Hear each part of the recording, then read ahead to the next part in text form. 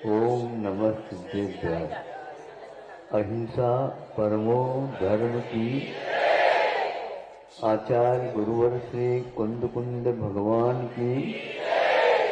आचार्य गुरुवर श्री ज्ञान सागर महाराज की।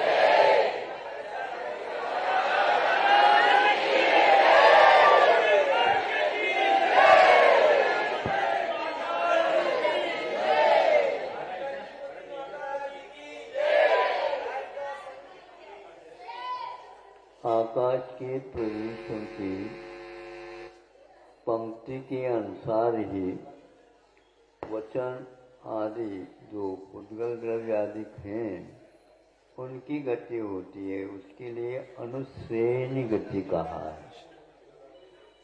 अब उस माइक से श्रेणी नहीं बनी, इस मालिक से श्रेणी बन गई। आप लोगों के यहाँ फोन वगैरह करते हैं, लाइन क्लियर नहीं है ना? फिर प्रतीक्षा करो। किंतु कुछ ऐसे अपवाद को छोड़ करके बहुत व्यवस्थित कार्य होता रहता है। ये लगाओ। आप बताओ, एक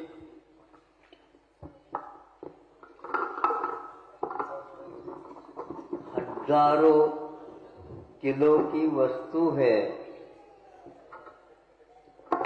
और एक थोड़े ही भार वाली वस्तु है, तो बड़ी वस्तु जो हजारों किलो की है उसको पानी में फेंक दो और जो बहुत ही कम भार वाली वस्तु को भी पानी में डाल दो।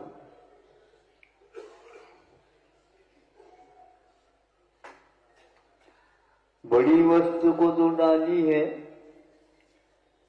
वो तो बहुत जल्दी डूबना चाहिए, और छोटी वस्तु को जो डाली है वह धीरे धीरे डूबेगी।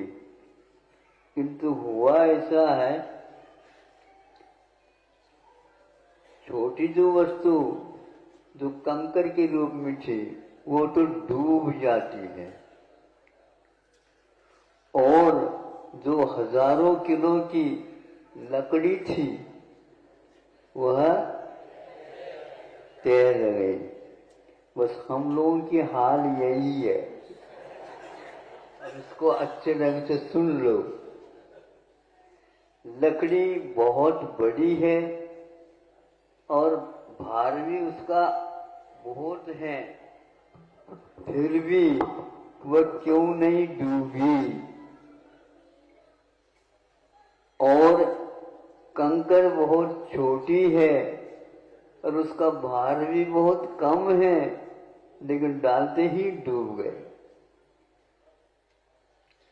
आप डूबना चाहते हैं क्या तैरना चाहते हैं? अच्छा, बहुत जल्दी आप लोगों ने चुनाव कर ली। लेकिन यदि आप तैरना चाहते हैं तो भार की ओर मत देखो। उस भार वाली वस्तु में क्या संरचना है जो इतना भार वाली होकर के भी नहीं डूबी, और कंकर में ऐसी कौन सी रचना है जो भार कम होते हुए भी वह एकदम डूब गए। आप लोगों में भी इसी प्रकार जिसके पास परिग्रह बहुत है, इसलिए उस भार बहुत हो गया तो डूबना चाहिए। आचार्य कहते हैं इसका कोई नियम नहीं है, और हमारे पास तो बहुत कम है, इसलिए इनको डूबना ही नहीं चाहिए, लेकिन वह बहुत जल्दी डूब जाता है।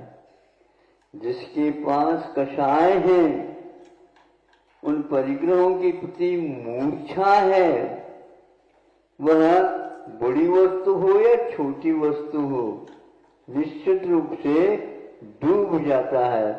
और जिसके पास राग द्वेष आदि कषाय परिग्रह वहां नहीं है, वह तैरता रहता है।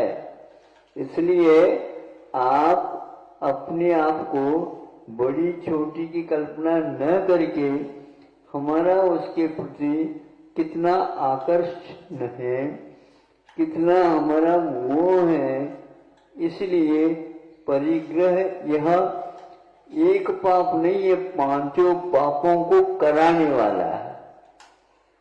और आप परिग्रह को बढ़ाने में लगे हैं। अब हम आपको क्या समझाएं? फिर भी आप समझना चाहते तो समझा सकते हैं, लेकिन आपको समझ में यह बात नहीं आती। महाराज ऐसे आशीर्वाद दे दो, 3-4 शाखाएं दुकान की हैं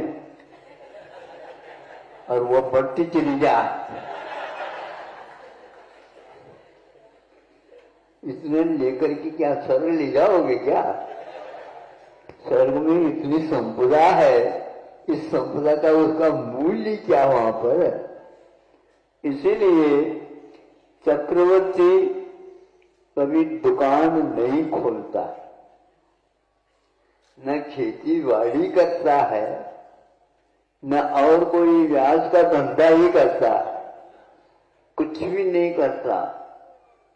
और उनके पास 18 करोड़ घोड़े हैं, 84 लाख हाथी हैं, 9 निधियां हैं, 14 रत्न हैं और 96,000 क्या है? रानियां हैं। एक रानी अथवा एक के साथ आप लोगों की शादी हो जाती है, खटक पटक चालू हो जाता है। ये 96,000 रानियों के साथ विवाह होने के उपरांत भी वो मुक्ति पा जाते हैं। इसमें क्या राज है? कर्म के उदय में फल मिलता है। राग द्वेष करना ये हमारे हाथ की बात है नहीं है। तो एक व्यक्ति के लिए जितना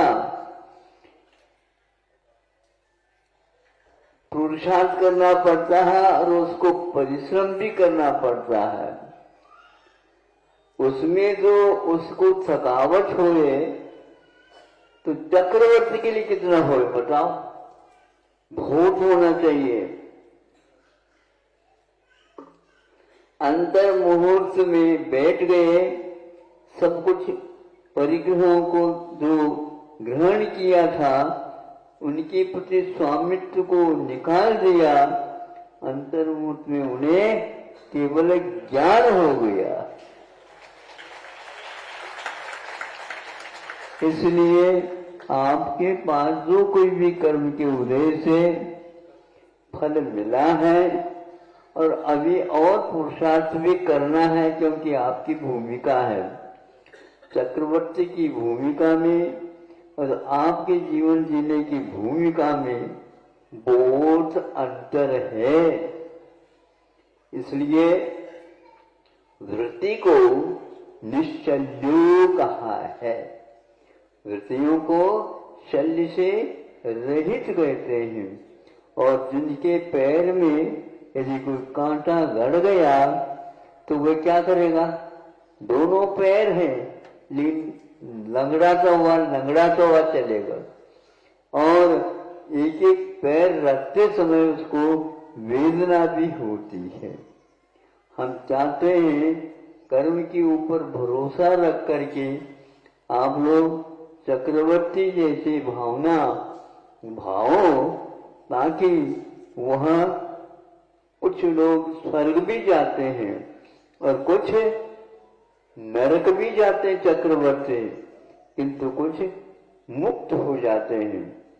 इससे स्पष्ट होता है जो नरक जाता चक्रवर्ती होकर के, उसका राग, उसके देश, उसके परिग्रह में बहुत ही गंभीरता है, वह एकदम पिघलता नहीं है।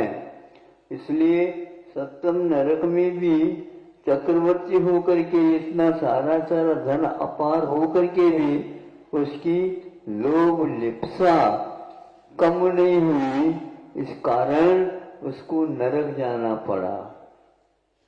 बहुआरंभ परिग्रहत्व नरकश्चायश, बहुत परिग्रह और बहुत आरंभ करने से निश्चित रूप से नरकायु का बंध होता है। इसलिए आप लगाव रखो, लगाव नहीं, लगाव जो है जिन्होंने हमेशा के लिए सब पदार्थों की लगाव को छोड़ दिया है, ऐसे पंच परमेश्वरियों की आराधना करो और लकड़ी जैसी की संरचना है ऐसे अपने भावों की भी बनाओ, जिससे कि आपको बहुत संसार में भटकना नहीं पड़े। बहुत दिन से भटकते हुए आए, हम रास्ते से चल नहीं रहे। भटकना वही, इसको भटकना बोलते हैं। घूम घूम करके वहीं वहीं जाते हैं, किंतु मालूम नहीं पड़ता कि हम उसी रास्ते पर चल रहे हैं या भटक रहे हैं। इसलिए भटकने का अर्थ बिना रास्ता का होता है और चलने का अर्थ रास्ते से होता है। आप रास्ते से चलेंगे सीधे पहुंच जाओगे, और यदि नहीं चाहोगे इधर उधर की बातें करोगे तो भटकना तो है, अटकना तो है। अभी कब तक भटकोगे? बहुत सारे हमारे साथी हैं महाराज, हम उनके साथ, मैं अकेले थोड़ी भटक रहा हूं, बहुत सारे हैं, उनके साथ भटकते जाओ। पागल होता है, समझता है ये सब लोग पागल हैं, और आप समझते हैं उसको पागल। आप बताओ, आप उनको पागल क्यों कह रहे हैं? वो बोलता ही नहीं, वो किसी की ओर देखता नहीं, वो हंसता है न रोता है, न ही वस्त्रों के बारे में विशेष छानबीन करता है। भोजन मिल जाए तो खा लेता है, नहीं मिले तो रहता है। ये पागल तो हो ही गया ना। ठीक है, वो पूर्ण पागल है और आप अध पागल है। अब अपने आप को जो मानता है वह पागल क्या, कभी कभी सुनने में आता है 1.5 अक्कल वाला ऐसा है, बोलते हैं ना। मतलब एक अक्कल हो और दूसरे के अक्कल को और उसके साथ जोड़ देता है, इस प्रकार 1.5 अक्कल वाला हो जाता है। वह अपने आप को पागल नहीं मानता। इसलिए जो व्यक्ति परिग्रह के लिए लोभ लालच के साथ भटक रहा है, उसके बारे में हम कोई भी व्यवस्था नहीं दे सकते। और जो व्यक्ति इससे दूर हट करके काम कर रहा है, उसको ज्यादा बताने की कोई आवश्यकता नहीं।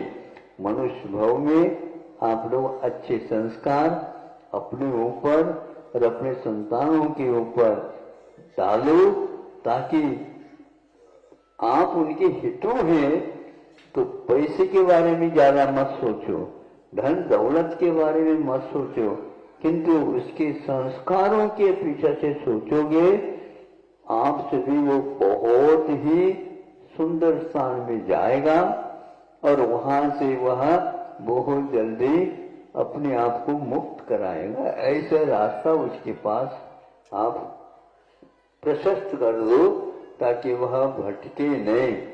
आप लोग तो अपने जीवन में भटक भटक करके थोड़े बहुत रास्ता पकड़ लिया है, इसको मजबूती के साथ रखो। लकड़ी और छोटा कंकर, इसको याद रखो। कंकर बहुत जल्दी डूब जाता है और लकड़ी तैरता हुआ अपनी यात्रा पूर्ण कर लेता है। बहुत दूर तक लकड़ियां तैरती हुई बहते हुए बिना डूबे तट तक पहुंच जाती हैं। आप लोगों का भी जीवन तट तक पहुंचे इन्हीं भावनाओं के साथ। अहिंसा परमो जय।